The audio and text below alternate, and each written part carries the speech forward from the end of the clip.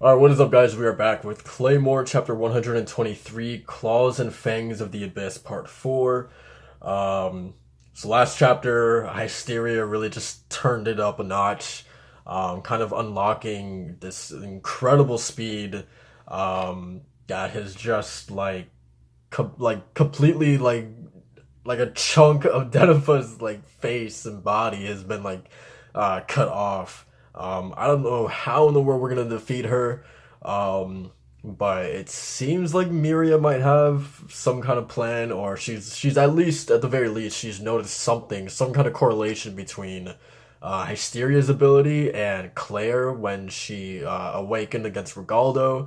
Um, so yeah, I mean, let's see. Um, all right, so when Claire fought Rigaldo, she achieved incredible speed through the awakening of both arms.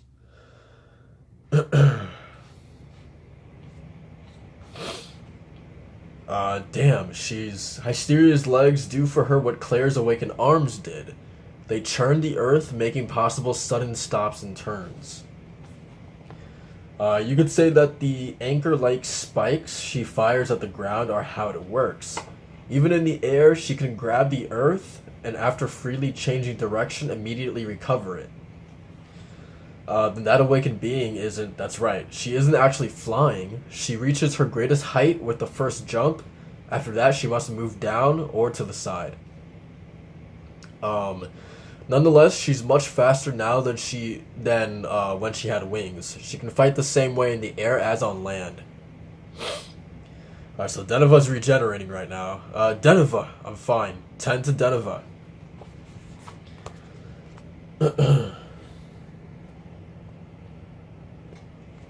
Alright.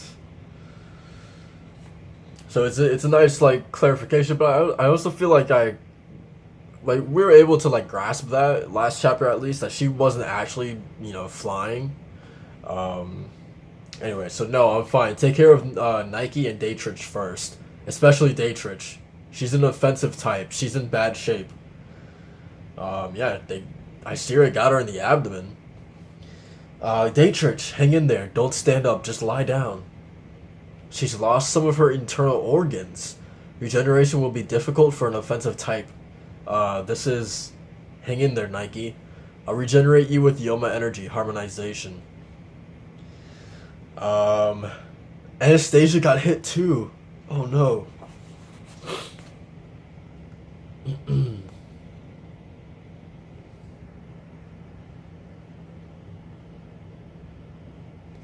It's pretty insane, man. Like Hysteria just took out Nike, or I don't want to say took out, but decommissioned Nike, Daytrich, Denva, and Anastasia, all in pretty quick succession between each other, right? Um, Man, okay. So Anastasia's down. Oh no, she's on top of her. Oh god. What's the matter? I've already found a replacement for the warriors you took. Anyone will do. I'll spare anyone who pulls the claymore out of my throat, but I won't be as merciful as before. If you don't take my offer, I'll cut you to a pulp and drink you. What? Of the 9 here, 6 went to fight. Not just any 6. But probably our most powerful 6. I mean, Uma and Tabitha, right? There are healers. So literally our fighters went to go up against Hysteria. And it's not to say that those two, obviously can't hold their own in combat, but that's pretty crazy, man. Although I am pretty hyped. I would love to see, because I think at this point we pretty much just have Helen and Cynthia at this point. I would love to see a Cynthia and Helen tag team, but I don't think that's gonna happen.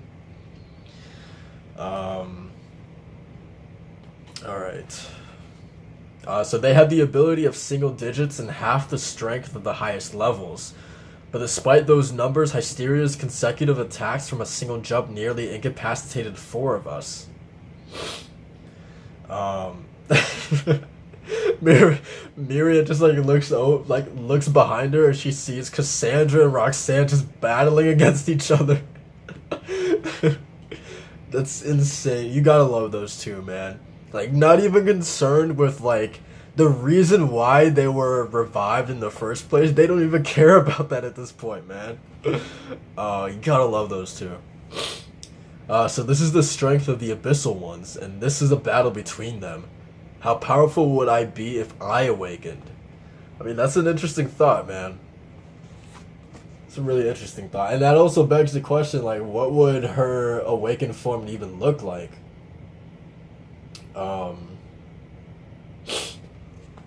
I feel like I would actually have to like really think about like each character that we've seen awaken, and see, like, I guess what I'm trying to say is I feel like there's definitely a couple examples where you could say that their awakened forms like is almost like a really nice transition from like Cassandra, for instance. Like, her awakened form is, almost like has a direct correlation to like her ability in her, regular non-awakened form, right? Like the Dust Eater ability. And then when you see her in the awakened form, like, you see that ability like nicely incorporated into her awakened form. And then with Hysteria, her in her normal form, being about, speed and all that. And then you see her awakened form, and that is still pretty much intact with this, awakened form that she's in right now. So like, I would imagine that like with Miria, being, having the Phantom ability as well, I would think that maybe if she ever were to awaken, then her awakened form would incorporate that nicely. So yeah, I don't know. And I guess what I'm also trying to say, like, design wise, it really it's so hard to word this, but like design wise, it also like fits neatly into what those characters' abilities are. I think that's what I'm trying to say. But anyway, let's get back into it.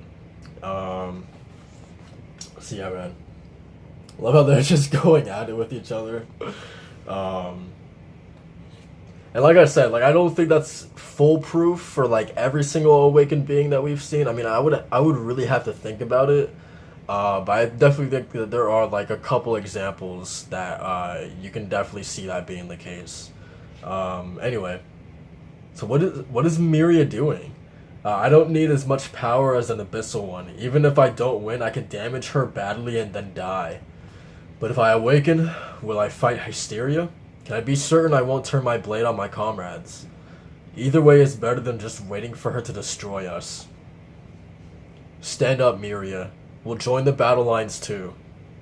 Deneva, I'm sorry, Miria, your flaw is trying to be perfect and trying to stay pure. Everyone makes mistakes and gets their hands dirty, especially people who stand over others. Battles in which no one dies and everyone stays safe are a worthy and lofty goal, but a practical impossibility. If your companions die in a fierce battle, the responsibility doesn't fall on you alone. You need to realize that. But let me tell you something. Let me just say, I think Deneva, like, Claire has always been my favorite character. I mean, that's an easy pick, and I'm pretty sure, like, I would say Galatea is like up there as well. Deneva, I feel like ever since the time skip or whatever you want to call it, when we got reintroduced to these characters in volume 12, I want to say, when we got when everybody came back, after Pieta, when the Seven Ghosts were formed, I want to say from that point onward, Deneva has just transformed into probably like neck and neck with Clay. I love Deneva's transformation. She's been incredible, man, and like her being the one to give this advice to Miria, to tell her that, look, like, you don't have to be perfect, like, everyone dying. And I feel like this is exactly what Miria needs to hear too, because She wears what happened in Pieta like solely on her shoulders. Like she feels she is solely to blame for what happened in the north. So like for someone, I feel like this is the first time anyone has ever told her this, right? At least since Pieta, that like what happened there, like it's not your fault, right? Um, like that's it's not all on you, right? And you shouldn't carry that blame solely on yourself, right? So I think it's really important that she's hearing this, and it's Denova telling her that. I think that's so cool. But okay, let's keep going. I've been talking too much. Okay. All right, so let me tell you something. Our only choice was to expend our lives for the organization, but the very human act of standing on our own will and rebelling against the organization has saved us. Huh? No one was fighting as a warrior would be so selfish as to receive salvation as a human being and still demand that you save her life.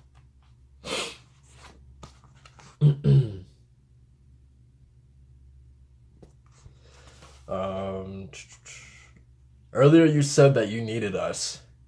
We needed to hear that more than anything else, even if it means that we lose our lives. Our comrades are fighting here. We didn't come here on your orders. We stood on our own feet, and of our own will, we came here with pride. So stand up, Miria. Beat her as a human. Right. You're right. Let's go, man. So, no one will take me up on my offer. That's alright. I'll just cut you up. Wait. Um, Let me do it. Okay. Oh, that's a surprise. Can you do it in your condition? My condition is exactly why I have to do it. Your attack taught me my mortality. Nike, you said that you would spare the life of whoever pulls it out. Keep that promise. All right, so Miria is up on the threads.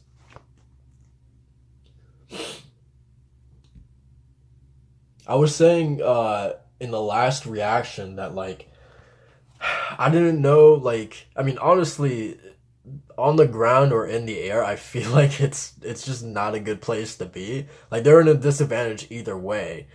Um but I felt like the threads in particular like do you really have a lot of mobility while you're up there while you're um kind of just walking along those um like when you're seeing hysteria coming at you at blinding speed like do you really I don't know do you really have a lot of mobility like up there I guess. Anyway, so use your Yoma energy to charge the hairs that are strung up, adjust their strength that way. I see, that's how you're flying. Deneva, may I ask about Claire? Don't worry, she overdid it out west, so she's just resting a little in the holy city. Oh, okay. I love how she just overdid it. Like that's fine. um anyway, listen. I can't pull it out myself because when I awakened, I assimilated it. I will focus on identifying it as a foreign object. That's when I want you to pull it out. I don't have to tell you that if you move the sword any direction but out, you'll lose everything above the waist. um, so Miria seems pretty infatuated with the other two abyssal ones that are fighting. The other two abyssal ones are fighting about a village and a half away. Can you handle this? Are you okay? Alright, so she's pulling it out a little bit. I love how Hysteria is just smiling. She's just like, like she's so carefree, man. I mean, like in this form, I would be too. Good. The blade moving within me is so stimulating. Oh, it's like that? What's the matter? Just a little further. Helen, Tabitha, be ready to move. What are they gonna do, man? Alright, so Nike got it out. Oh, is she gonna... Oh, okay, she got Anastasia free, okay. Alright, they moved in and they got her out. Nike, take care of Anastasia. What a farce. Even a double digit like me could do this. Pretty good results.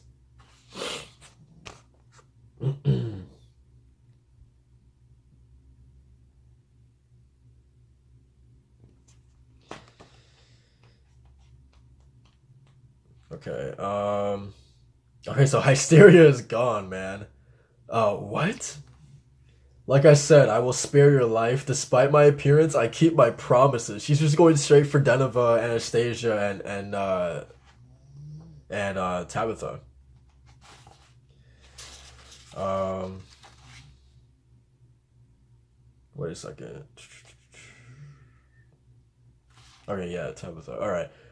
Anyway, so but the others are my long-awaited feast, and her face is like changing too, man. It's like I can't even like that. Is that even like the same Hysteria? Like that's pretty insane, man. Um. Okay, so where did you come from? Okay, Miria's on top of her. Okay, but she got knocked off. So you can fly too. Oh well, shall we continue our speed competition? Alright, what's Miria going to do? If that's all you've got, then. Alright, so she jumped in the air. Hmm. I'm so excited to see what she's planned right now.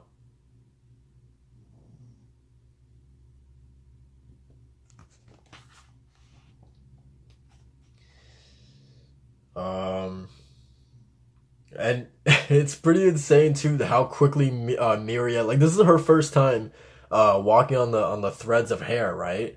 This is her first experience at doing this, and she's already maneuvering them like an expert. Um, all right. So anyway, I won't let you get a foothold in the air. Oh, okay. So Helen is like destroying the little stakes or whatever that are in the ground. Um, okay, yeah, yeah, she is. All right. So our second speed battle is in the air. If I work together with my comrades, I'm more than your equal. If you truly believe that, then I have misjudged you. Uh,